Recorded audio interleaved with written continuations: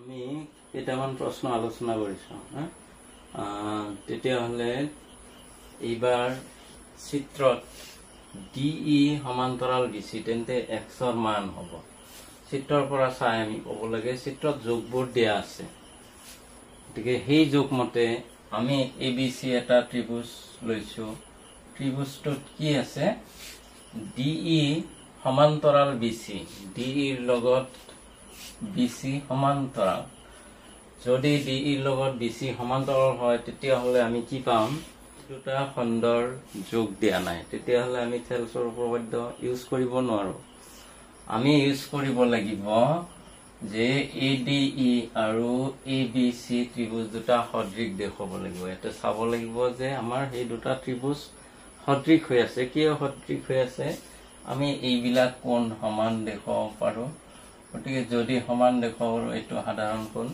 গতিকে ত্ৰিভুজ ADE লগত ত্ৰিভুজ ABC সদৃশ হয় হেয়ে আমি কি কৰিম সদৃশৰ দ্বাৰা আমি ইয়াক কৰিম যে আমি সেই থেলছৰ উপপাদ্য ইউজ কৰিলে নহব কিন্তু আমি কৰিব লাগিব কি কৰিব লাগিব আমি চাম AD ৰ লগত AB ৰ অনুপাত AD ৰ লগত AB ৰ অনুপাত সমান কৰি আমি লিখিম AD by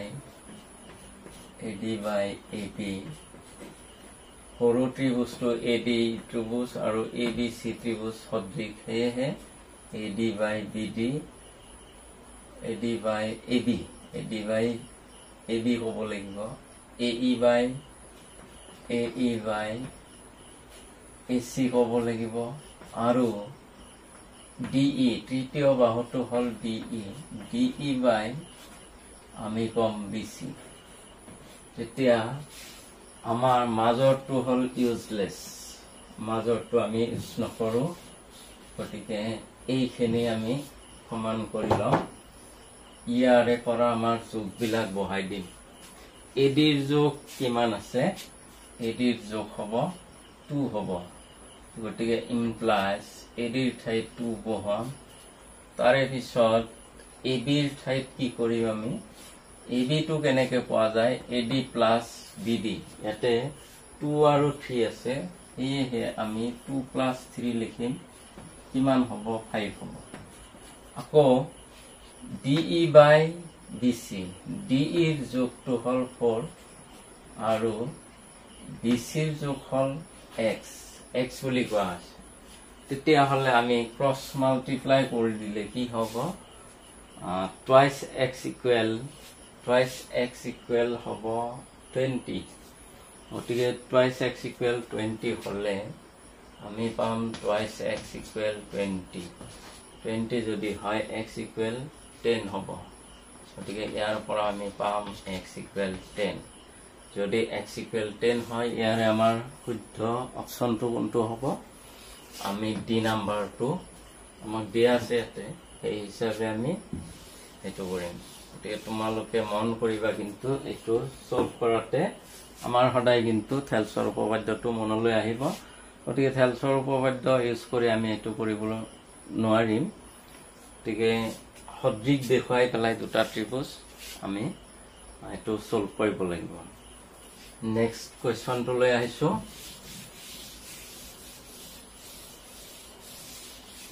নেক্সট কোৱেশ্চনটোত আছে দুটা ত্ৰিভুজৰ ত্ৰিভুজ PQR আৰু ত্ৰিভুজ ABC দিয়া আছে যে AB by BC equal PQ by PR ত্ৰিভুজ দুটা সদৃশ হোৱাৰ বাবে তলৰ কোনটো সত্য ABC আৰু PQR ত্ৰিভুজ ABC আৰু PQR আমি ত্ৰিভুজ দুটা আঁকি লম কিন্তু ABC PQR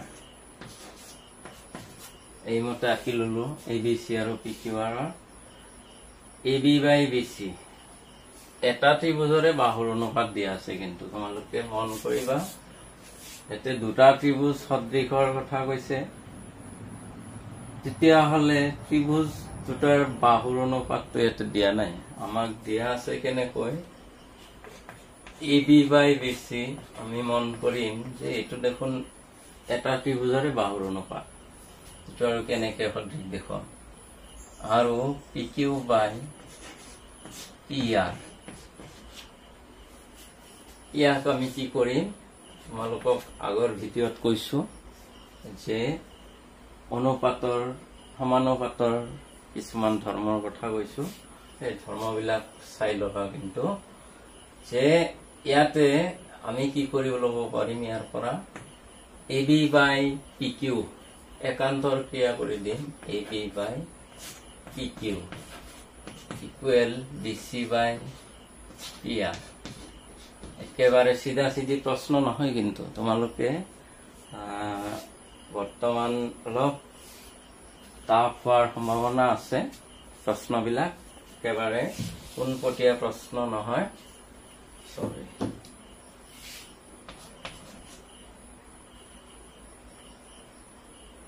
ত্ৰিভুজ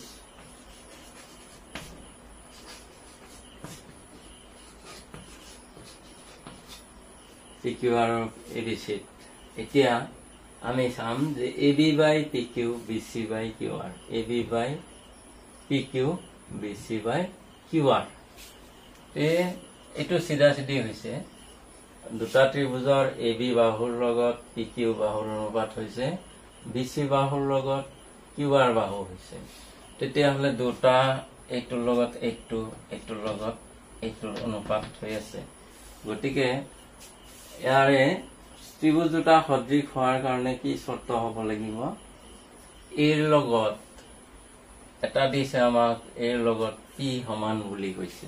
গতিকে এৰ লগত পি সমান হলে আমি যিহেতু দুটা বাহুৰ অনুপাত দিয়া আছে, সেই দুটা বাহুৰ মাজৰ কোণ কি হ'ব লাগিব, সমান হ'ব লাগিব। তেতিয়াহ'লেহে আমি কম যে বাহু কোণ বাহু এছ এ এছ চৰ্ত মতে ত্ৰিভুজ দুটা সদৃশ হ'ব।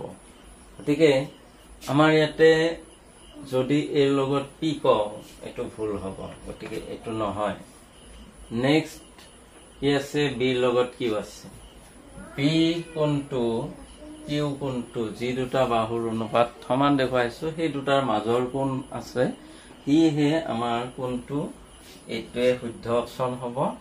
গতিকে বিৰ লগত পি দিছে, সেইটোও নহয়। চি এৰ লগত কিউ আৰ দিছে, সেইটোও নহয়। গতিকে আমাৰ শুদ্ধ অপচনটো হ'ব এংগুল বিৰ লগত এংগুল কিউ ইকুৱেল হ'ব লাগিব। নেক্সট আহিছো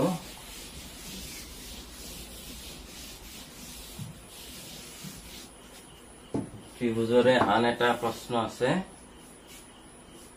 আন এটা প্ৰশ্ন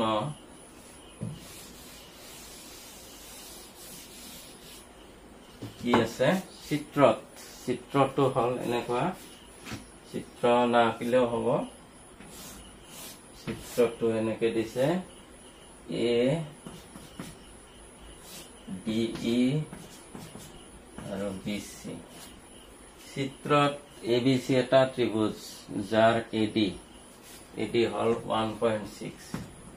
1.6, বিডি হল 4.8 হ'ব, 4.8 হলে 4.8, তাৰে পিছত এ ই হল 1.1 আৰু ইচি হল 2.2 হয় যদি, তেন্তে তলৰ কোণটো হ'ব, তেন্তে ডিই সমান্তৰাল বিচি, ডিই সমান্তৰাল হাফ বিচি, ডিই সমান বিচি, ডিই বিচিৰ সমান্তৰাল নহয়, কোনটো শুদ্ধ হ'ব এতিয়া বিচাৰ কৰিম আমি।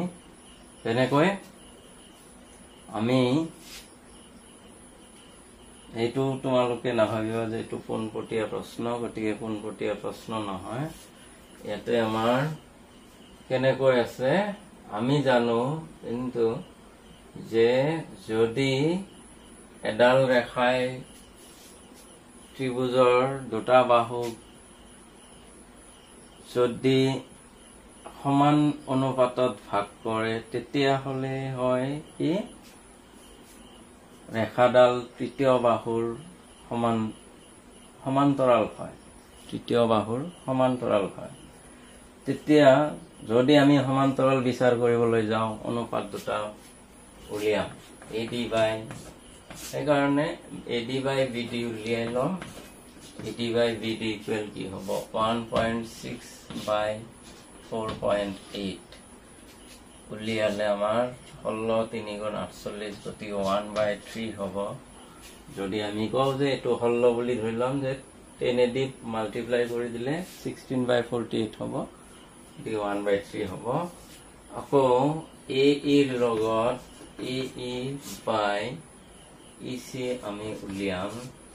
ইয়াৰ ক্ষেত্ৰত 1.1 বাই 2.2 আছে, গতিকে 1/2 হ'ব। এইটোত 1/2 হলে সমান অনুপাতত নাই, গতিকে সমান অনুপাতত নাই যদি তেতিয়াহ'লে DE সমান্তৰাল BCও নহয়, DE সমান্তৰাল BC নহয়। সমান অনুপাত হলেহে DE সমান্তৰাল BC হলে হয়।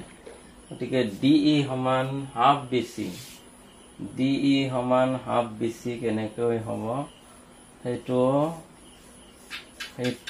আমাৰ সমান অনুপাতত এইটো যদি মধ্যবিন্দু হলে হয় তেতিয়াহ'লে DE সমান হাফ BC হলে হয়। যদি AB আৰু ACৰ মধ্যবিন্দু D আৰু E হলে হয় তেতিয়াহ'লে হাফ অফ BC হলে হয়, কিন্তু এইটো মধ্যবিন্দু বুলিও কোৱা নাই আমাক। গতিকে DE লগত BC সমান বুলি কৈছে, সেইটো শুদ্ধ নহয়। গতিকে শুদ্ধ অপচনটো হ'ব এইটো DE BCৰ সমান্তৰাল নহয়। ত্ৰিভুজলৈকে আমি শেষ কৰিলো। নেক্সট আমি পৰৱৰ্তী ক্লাছত আলোচনা কৰিম, বাকী প্ৰশ্নবোৰ নেক্সট খণ্ডত আলোচনা কৰিম। আজিলৈকে ইমানতে সামৰিছো। তোমালোকে ভিডিঅ'বিলাক চাই থাকিবা, নিশ্চয় তোমালোকৰ কনচেপ্টখিনি আয়ত্ত হ'ব। গতিকে কনচেপ্ট পাবলৈ হ'লে মোৰ ভিডিঅ'টো চাই থাকিবা আৰু মোৰ চেনেলটো ছাবস্ক্ৰাইব কৰি থাকিবা। তোমালোকে নিশ্চয় কনচেপ্টখিনি দিয়াৰ কাৰণে মই যত্ন কৰিম। আজিলৈকে